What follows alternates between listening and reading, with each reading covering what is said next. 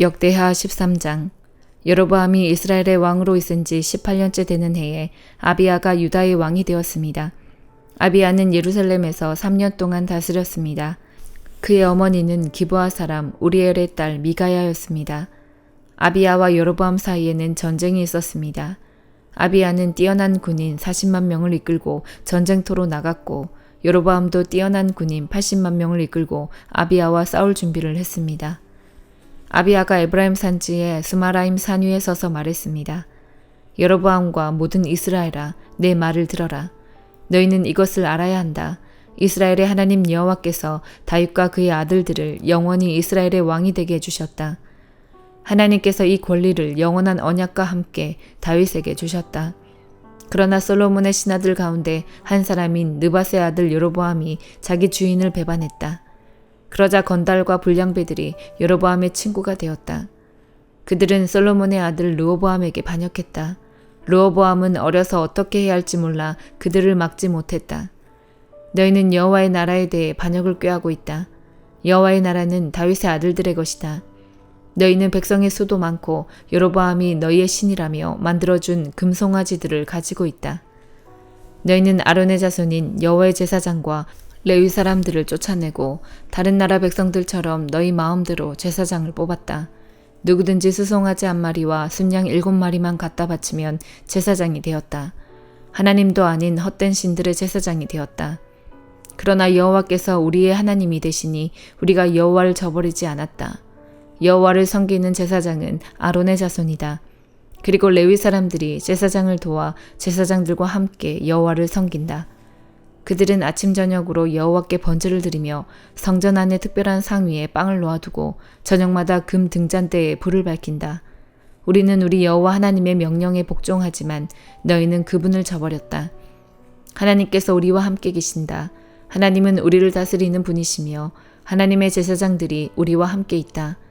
제사장들은 나팔을 불어 우리로 하여금 너희와 싸우게 한다. 이스라엘 사람들아, 여호와와 맞서서 싸우지 마라. 너희는 이기지 못한다. 여호와는 너희 조상의 하나님이시다. 그러나 여로보암은 몇몇 부대를 아비야의 군대 뒤로 몰래 보냈습니다.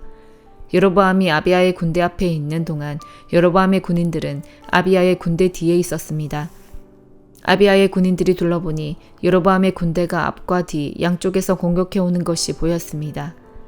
그래서 그들은 여호와께 부르짖었습니다. 그리고 제사장들은 나팔을 불었습니다. 유다의 군인들이 함성을 지르자 하나님께서 여로보암과 이스라엘 군대를 물리쳐 주셨습니다. 그들은 아비야와 유다 군대를 피해 도망쳤습니다. 이스라엘 군인들은 유다 군인들을 피해 도망쳤습니다. 하나님께서 유다 군대에게 승리를 남겨주셨습니다. 아비야의 군대는 이스라엘 군인들을 많이 죽였습니다. 이스라엘의 용사 50만 명이 죽었습니다. 이렇게 이스라엘 백성이 싸움에서 지고 유다 백성이 이겼습니다. 유다 백성이 이긴 것은 그들이 그들의 조상의 하나님이신 여호와를 의지했기 때문입니다. 아비야의 군대가 여로보암의 군대를 뒤쫓았습니다. 아비야의 군대는 여로보암에게서 베델과 여사나와 에브론 성과 그 주변 마을들을 빼앗았습니다. 여로보암은 아비야가 살아있는 동안에는 다시 더 강해지지 못했습니다. 여호와께서 여로보암을 치시니 여로보암이 죽었습니다. 반면 아비야는 매우 강해졌습니다. 아비야는 14명의 여자와 결혼하여 아들 22명과 딸 16명을 두었습니다. 아비야가 한 다른 모든 일, 곧 그가 한 말과 행동은 선견자 이또가 쓴 글에 적혀 있습니다. 요한계시록 3장. 사대 교회 지도자에게 이렇게 써서 보내어라. 7영과 7뼈를 가진 분의 말씀이다. 나는 네 행위를 알고 있다. 사람들은 네가 살아있다고 하나 사실은 죽은 자와 다름없다. 깨어나라. 완전히 죽기 전에 아직 조금이라도 남은 힘이 있을 때에 네 자신을 일으켜 세워라. 네 행동이 하나님 보시기에 선하지 않다. 네가 받은 것과 들은 것을 기억하여 뉘우치고 순종하라. 회개하지 않고 내게 돌아오지 않으면 내가 도둑같이 너희를 찾아갈 것이다. 네가 생각지도 못할 때에 너에게 갈 것이다. 그러나 죄악에 물들지 않고 깨끗하게 살아가는 자들이 몇 사람 남아있다. 그들은 흰옷을 입고 나와 함께 다닐 것이다. 그들은 그럴 만한 자격이 있다. 승리하는 자는 그들처럼 흰 옷을 입을 것이며 나는 생명책에서 그의 이름을 지우지 않고 아버지와 천사들 앞에서 내게 속한 자라고 분명히 말할 것이다. 귀 있는 자는 성령께서 교회에 하시는 말씀을 잘 들어라. 빌라델비아 교회 지도자에게 이렇게 써서 보내어라. 거룩하고 참되며 다윗의 열쇠를 가지신 분의 말씀이다. 그분께서 열면 닫을 자가 없고 닫으면 열 자가 없다. 나는 네 행위를 알고 있다. 네가 결코 강하지 않으나 내 가르침에 순종하고 담대히 내 이름을 말하기를 두려워하지 않았다. 내가 네 앞에 문을 열어두었으니 아무도 그 문을 닫지 못할 것이다. 주의하라. 사탄에게 속한 무리들이 보인다.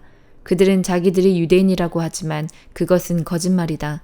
그들은 참 유대인이 아니다. 내가 그들을 네 앞으로 끌고 와 네 발 앞에 무릎 꿇게 할 것이다. 내가 너희를 얼마나 사랑하는지 그들에게 보여주겠다. 포기하지 말고 인내하라는 내 명령을 지켰으니 이 세상에 사는 사람들을 시험하기 위해 다가올 고난의 때에 내가 너를 지켜줄 것이다. 내가 속히 갈 것이다. 지금 가진 것을 굳게 잡아 아무도 너의 면류관을 빼앗지 못하도록 하여라. 승리하는 자에게는 하나님의 성전 기둥이 되게 할 것이다. 그는 결코 성전을 떠나지 않게 될 것이다. 나는 그에게 하나님의 이름과 하늘로부터 내려올 새 예루살렘, 곧 하나님의 성 이름을 기록할 것이다. 또한 나의 새 이름도 그에게 기록할 것이다. 귀 있는 자는 성령께서 교회에 하시는 말씀을 잘 들어라. 라오디게아 교회 지도자에게 이렇게 써서 보내어라. 아멘이시여 신실하시고 참된 증인이시며 하나님께서 창조하신 모든 것을 다스리시는 분의 말씀이다. 나는 네 행위를 알고 있다. 네가 차지도 않고 덥지도 않으니 차든지 덥든지 어느 한쪽이 되어라. 네가 미지근하여 어느 쪽도 아니니 내가 너를 내 입에서 뱉어내겠다. 네 스스로 부자라고 생각되어 아무 부족함이 없는 것 같이 느껴지겠지만 실제로는 불쌍하고 비참하고 가난하고 눈멀고 벌거벗은 자임을 모르고 있다. 내가 충고한다. 내게 와서 불 속에서 재련된 금을 사거라. 그러면 네가 참된 부자가 될 것이다. 또 흰옷을 사라. 그것으로 너의 벌거벗은 부끄러움을 가릴 수 있을 것이다. 네 눈에 바를 안약을 사라. 참된 것을 볼 수 있을 것이다. 나는 내가 사랑하는 자일수록 가르치고 벌할 것이다. 옳은 일을 하기에 힘쓰며 마음으로 회개하고 바르게 행동하여라. 보아라, 내가 문 앞에 서서 이렇게 두드리고 있다. 만일 누구든지 내 음성을 듣고 문을 열면 내가 그에게로 들어가 그와 함께 먹고 그도 나와 함께 먹을 것이다. 내가 승리한 후 내 아버지의 보좌 곁에 앉은 것처럼 승리하는 자는 내 보좌 곁에 앉게 될 것이다. 귀 있는 자는 성령께서 교회에 하시는 말씀을 잘 들어라. 학계 1장. 다리오 왕 2년 6째 달 초하루에 예언자 학계가 여호와의 말씀을 스알디엘의 아들이며 유다 총독인 스룹바벨과 여호사닥의 아들이며 대제사장인 여호수아에게 전했습니다. 만군의 여호와께서 이렇게 말씀하셨다. 백성이 아직 여호와의 성전을 지을 때가 되지 않았다고 말한다. 예언자 학계가 여호와의 말씀을 전했습니다. 성전이 아직도 폐허로 남아있는데 너희가 그렇게 멋진 집에서 사는 것이 옳으냐? 그러므로 만군의 여호와가 말한다. 너희가 한 일을 생각해 보아라. 너희가 심기는 많이 심었으나 거두기는 적게 거두었다. 먹어도 배부르지 않으며 마셔도 여전히 목마르며 옷을 입어도 따뜻하지 않으며 돈을 벌어도 마치 구멍난 주머니에 넣은 것처럼 모두 잃어버리고 만다. 나 만군의 여호와가 말한다. 너희가 한 일을 생각해 보아라. 산에 올라가 나무를 가져다가 성전을 지어라. 그러면 내가 그 성전으로 인해 기뻐하고 영광을 받겠다. 여호와의 말씀이다. 너희가 바라는 것은 많았으나 찾은 것은 적었다. 너희가 집으로 가져간 것도 내가 없애버렸다. 무엇 때문이냐? 그것은 내 집이 폐허로 남아있는데도 너희가 각기 자기 집 일에만 정신을 쏟고 있기 때문이다. 그러므로 너희 때문에 하늘은 비를 내리지 않았고 땅은 작물을 내지 않았다. 내가 땅에 가뭄이 들게 하였다. 비가 내리지 않아 곡식과 새 포도주와 올리브 기름이 나지 않았다. 땅에서 나는 식물과 사람과 짐승들 모두 가뭄을 겪었다. 가뭄 때문에 너희가 하는 모든 일이 헛수고가 되었다. 스알디엘의 아들 스룹바벨과 여호사닥의 아들인 대제사장 여호수아가 살아남은 백성과 함께 그들의 하나님 여호와의 말씀에 복종했습니다. 그리고 예언자 학계의 말에도 복종했습니다. 이는 그들이 하나님 여호와께서 학계를 보내셨다는 것을 깨달았기 때문입니다. 그들은 여호와를 두려워했습니다. 여호와의 사자 학계가 백성들에게 여호와의 말씀을 전했습니다. 내가 너희와 함께 있겠다. 여호와의 말씀이다. 여호와께서 스룹바벨과 여호수아의 마음을 움직이셔서 성전을 짓게 하셨습니다.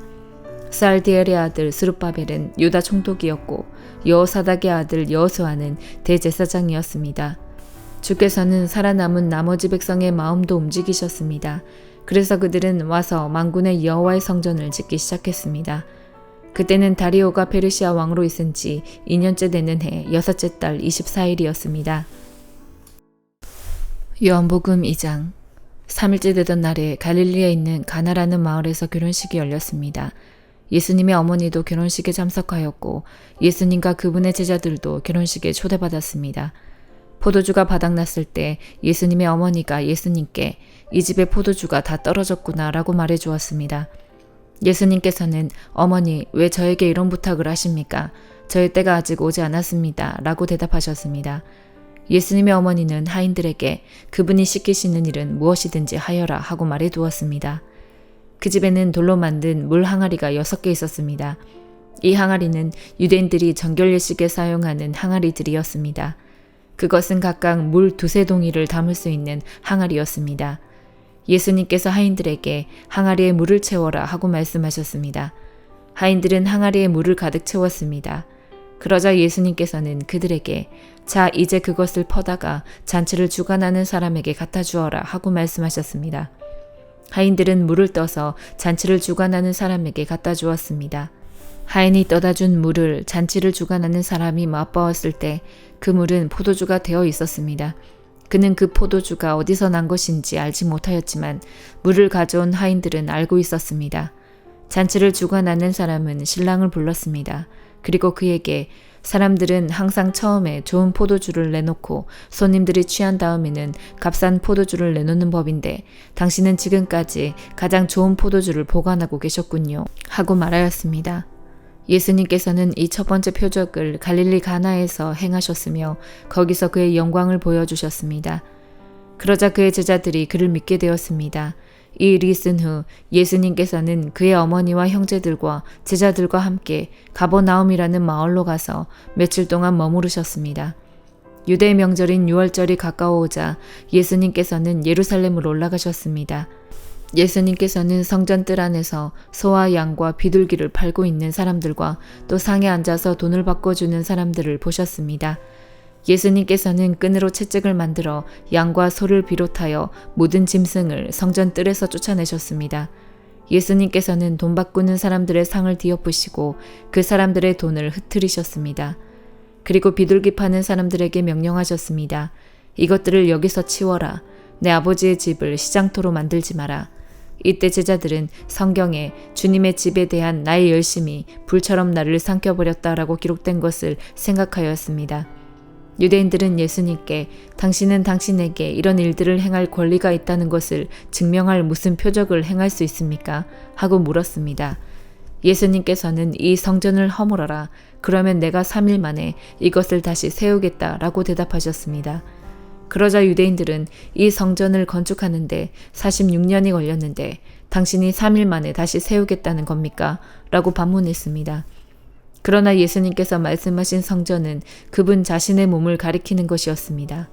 예수님께서 죽은 자들 가운데서 부활하신 후에 그분의 제자들은 예수님께서 이렇게 말씀하신 것을 기억하였고 그들은 성경과 예수님께서 하신 말씀을 믿었습니다. 예수님께서 예루살렘에 계시는 유월절 기간 동안 많은 사람들이 그분이 행하시는 표적을 보고 예수님을 믿었습니다. 그러나 예수님께서는 모든 사람을 알고 계셨기 때문에 자기 자신을 그 사람들에게 맡기지 않으셨습니다. 예수님께서는 사람들의 마음속에 무엇이 들어있는지 알고 계셨기 때문에 사람에 대해서 어느 누구의 증언이 필요가 없었습니다. 아멘.